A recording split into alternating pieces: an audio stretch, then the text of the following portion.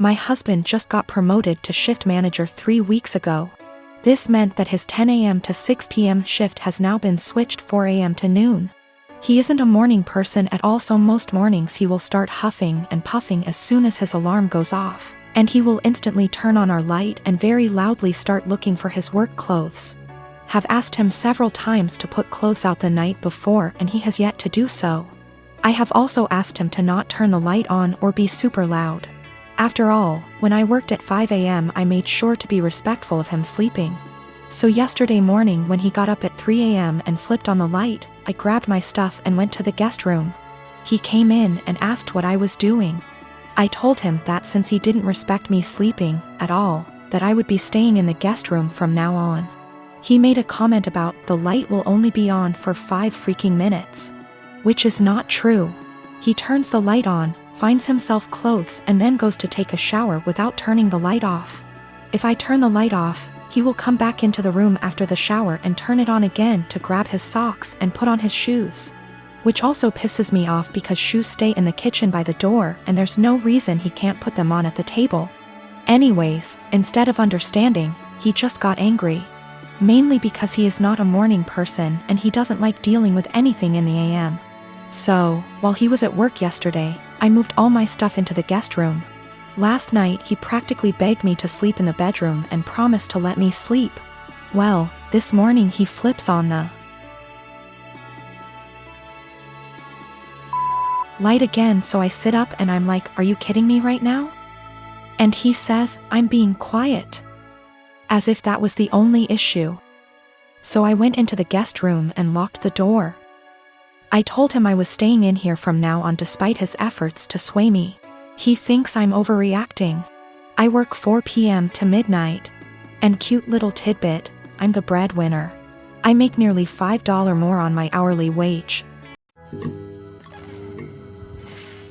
I'm a 28 and I have a sister. For the sake of story, I'll just call Jane. Jane is married to Bob and they have 2 kids, boy and a girl. My niece and nephew are wonderful kids and no trouble at all. They fight as siblings do, but nothing big. I love them. Now for about 2 years, I did live with my sister. It was a miserable time that really affected our relationship. She saw me as free labor, money, and babysitting. Even when I managed to get a small part-time job, she demanded I hand over nearly half my pay or get out. It was hell as she took completely advantage of me.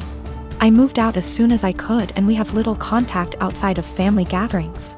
Now after I moved out, she started complaining how she has no help with the kids and never gets a break. I babysit sometimes, but I have made it clear, just cause I am off work, doesn't mean I want an 8-hour day with my niece and nephew. Anyway, she started talking about how she wanted to foster a kid. Not a kid but a teenager. I pressed her for more info on this. She wants to adopt a teenager so she has a live-in babysitter for her kids. This is her logic. I want a kid around 16 or 17, you know, someone who may have been in the system for a while. They can share a room with your nephew. She only has a 3-bedroom house, or sleep in the garage. They can help me with housework, chores, cook, and help me with my business. She bakes and sells cookies, also babysit the kids so me and Bob can go out sometimes or have some alone time. They'll be so grateful for a home and won't complain. I won't have to pay them at all. And then when they turn 18, I can just sign up for another foster kid. A teenager will be so much easier than a little kid. They will be grateful just to have a roof, food, siblings if they have been separated from their real ones, and clothes.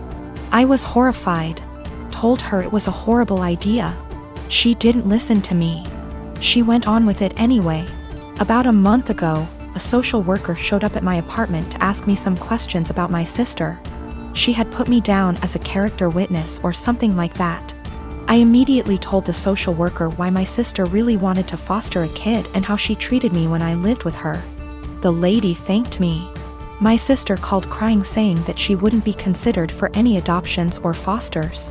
The social worker told her that they felt her home and her weren't a good fit. She asked if I said anything and I told the truth. She went off on me, hung up, and we haven't spoken since. She has sent some angry texts. A couple family members are on her side. They think foster kids are dogs or something and would be so happy just to have a roof and would gladly do all the housework.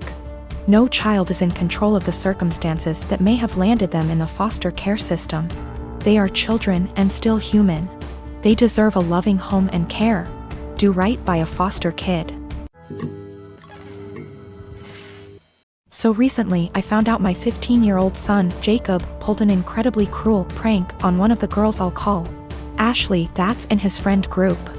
I know this girl. She's been to our house and even attended Jacob's birthday party a month ago. She seemed incredibly sweet if not a bit shy. So when my oldest son, Mark, he's 17, came to me and told me Jacob had asked Ashley out on a date as a prank, I was stunned. I of course asked how he could know this, hoping as any mother would that it wasn't true. But Mark showed me the family tablet we all use, but mostly my sons do, and it seems Jacob forgot to log out of his chatting app, Discord. I read the long series of messages between Jacob and his friends as they mocked Ashley all through this heartless prank. I was speechless. And that's not even getting into how he was talking, like he was some thug and not a 15-year-old living in a gated community. At first I couldn't figure out what to do or how to proceed. I'll admit that I never once imagined either of my boys would be the type of person to do something like that. But there was no way in hell I was letting this go. So after a day of thought I decided what was going to happen. First things first, he was grounded. For how long I'm not sure. Secondly, I'd gotten Jacob a bike for his birthday, but it hadn't arrived until the day previous and I'd planned to give it to him when my parents came to visit since they'd been unable to make his party. But instead of that I showed him I knew about the prank and told him he was grounded. Then I made him carry the new bike out of my bedroom closet and to the car before driving to Ashley's house, him crying the whole way. I'd called her parents earlier and explained everything, and so once we got there I had him cart it to their front porch and ring the bell. Then in front of me, Ashley, her parents, and God, I had him give a sincere apology and gift her the bike. Even I apologized to her, saying I didn't raise my boy this way and what he did was unforgivable. I also called the parents of the other boys who were a part of this little stunt and they all seemed rightfully horrified by their son's involvement. I felt I'd handled this all as best as I could, and my friends agreed. Though once my parents found out that I'd made Jacob give his birthday gift away, they said what I did went too far. I still feel like what I did was right, but having my parents more or less dogpile on me like this actually made me wonder if how I handled it was too extreme. I am a 35 years old female, a musician, playing gigs and at an orchestra as a violinist. Rehearsals just resumed, so orchestra is my main source of income ATM. My sister, she's 26, is a social worker, working 3 days a week, so minimal income, but she adores her job. I live in a small 2-bedroom apartment, both rooms around 9-10 square meters. Using the second room as a practice room / storage for my instruments, 3 violins, 2 guitars, a digital piano, a small drum kit, and other stuff. 4 months ago my sister broke up with her BF and I offered her my spare room, temporarily. I moved most of my stuff to the living room so I could fit a small bed in there. Sis moved in, but she asked me to move more stuff to the living room. I moved pretty much everything sans the piano, to the point where the living room became uninhabitable. Then she started complaining about my violin playing, saying it gave her headaches. I told her I couldn't stop the daily practice without risking my only steady income. The arguments got worse. She told me to play only when she wasn't home, but with her work schedule I couldn't afford that. I tried switching to the electric violin, but even that can be pretty loud, so it didn't help. Several times I reminded her this was only a temporary arrangement, but she didn't seem to hear me.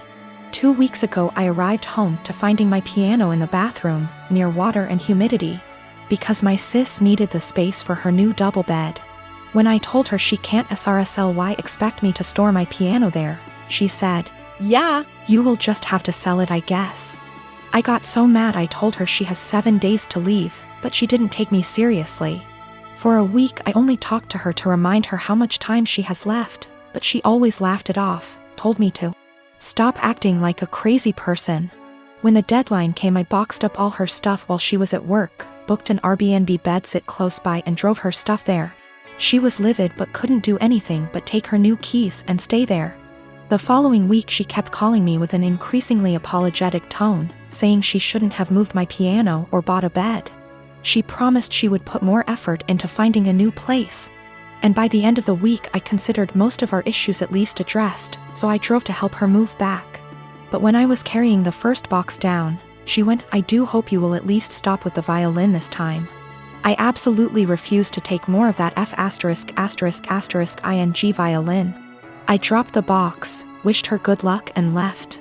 Now, 2 days later, on one hand it feels like a huge overreaction to leave my own sister literally homeless because of an argument about the violin. I know she cannot afford to stay there, but on the other hand I have no plans to allow her back here, because I feel she would just continue crossing boundaries and never leave.